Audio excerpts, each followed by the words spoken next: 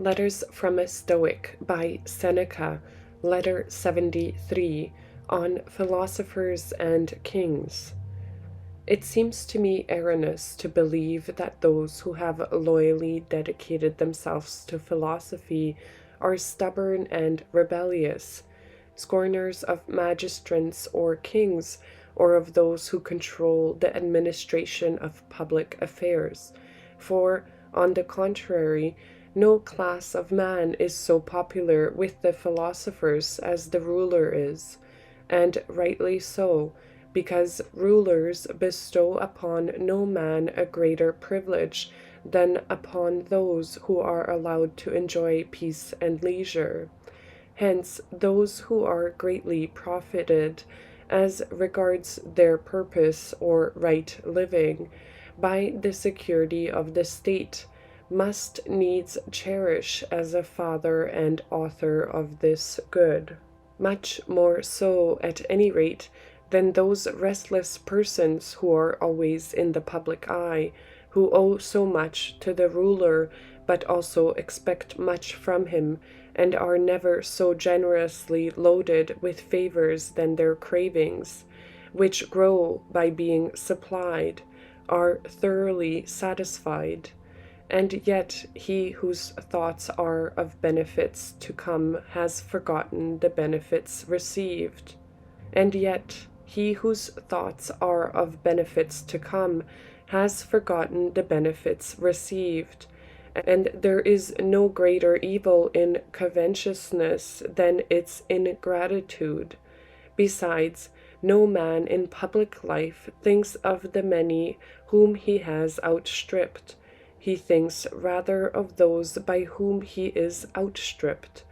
And these men find it less pleasing to see many behind them than annoying to see anyone ahead of them. That is the trouble with every sort of ambition. It does not look back. Nor is it ambition alone that is fickle, but also every sort of craving, because it always begins where it ought to end.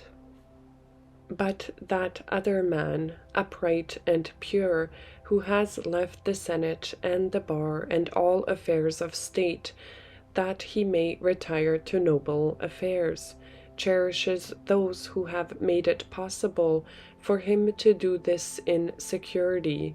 He is the only person who returns spontaneous thanks to them, the only person who owes them a great debt without their knowledge.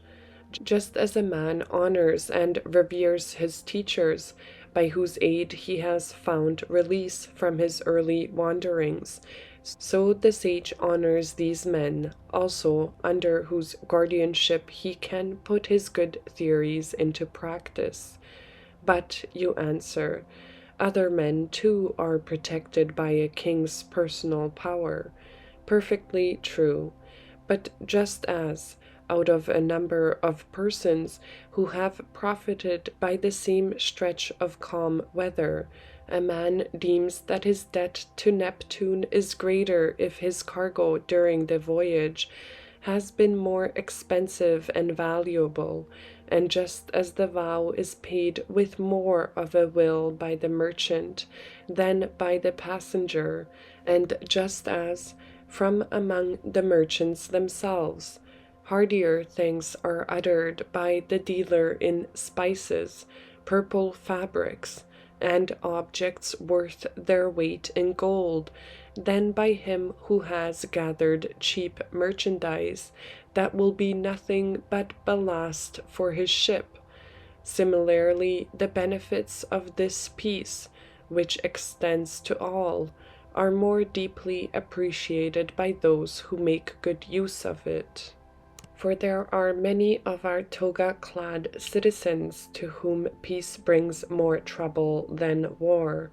Or do those, think you, owe as much as we do for the peace they enjoy, who spend it in drunkenness, or in lust, or in other vices which it were worth even a war to interrupt? No, not unless you think that the wise man is so unfair as to believe that as an individual he owes nothing in return for the advantages which he enjoys with all the rest. I owe a great debt to the sun and to the moon, and yet they do not rise for me alone. I am personally beholden to the seasons and to the God who controls them, although in no respect have they been appointed for my benefit. The foolish greed of mortals makes a distinction between possession and ownership, and believes that it has ownership in nothing in which the general public has a share. But our philosopher considers nothing more truly his own than that which he shares in partnership with all mankind. For these things would not be common property, as indeed they are, unless every individual has his quota. Even a joint interest based upon the slightest share makes one a partner. Again, the great and true goods are not divided in such a manner that each has but a slight interest. They belong in their eternity to each individual. At a distribution of grain, men receive only the amount that has been promised to each person. The banquet and the meat dole, or all else that a man can carry away with him, are divided into parts. These goods, however, are indivisible, I mean peace and liberty, and they belong in their eternity to all men just as much as they belong to each individual. Therefore, the philosopher thinks of the person who makes it possible for him to use and enjoy these things, of the person who exempts him when the state's dire need summons to arms, to sentry duty, to the defense of the walls, and to the manifold executions of war, and he gives thanks to the helmsman of his state.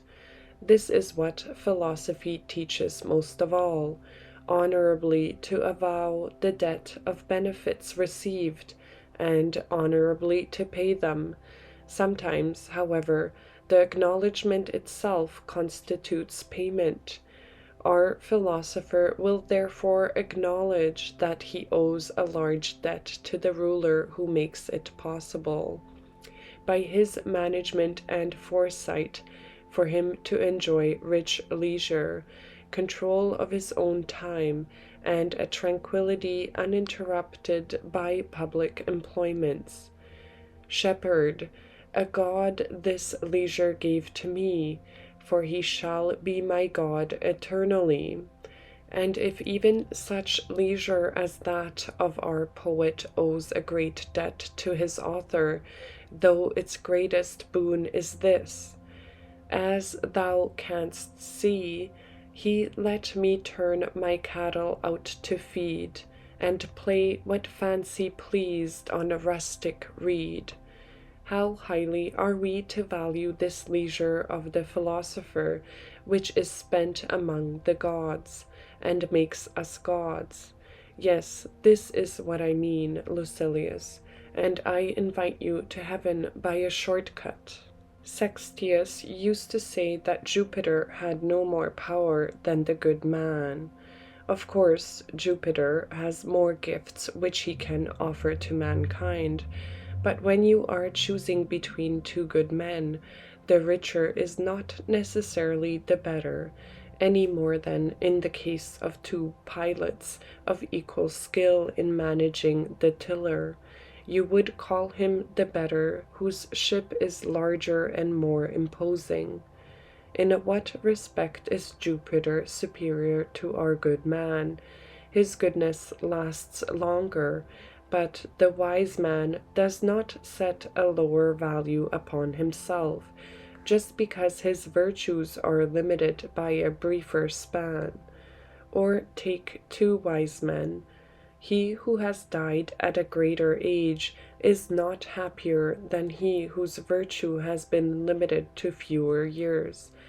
Similarly, a god has no advantage over a wise man in point of happiness, even though he has such an advantage in point of years. That virtue is not greater which lasts longer. Jupiter possesses all things, but he has surely given over the possession of them to others. The only use of them which belongs to him is this: he is the cause of their use to all men. The wise man surveys and scorns all the possessions of others as calmly as does Jupiter, and regards himself with the greater esteem because, while Jupiter cannot make use of them, he, the wise man, does not wish to do so. Let us therefore believe Sextius when he shows us the path of perfect beauty and cries, "This is the way to the stars. This is the way," by observing thrift, self-restraint, and courage. The gods are not disdainful or envious. They open the door to you. They lend a hand as you climb. Do you marvel that man goes to the gods? God comes to men, nay, he comes nearer, he comes into men. No mind that has not God is good. Divine seeds are scattered throughout our mortal bodies. If a good husbandman receives them, they spring up in the likeness of their source, and of a parity with those from which they came. If, however, the husbandman be bad, like a barren or marshy soil, he kills the seeds, and causes tares to grow up instead of wheat. Farewell.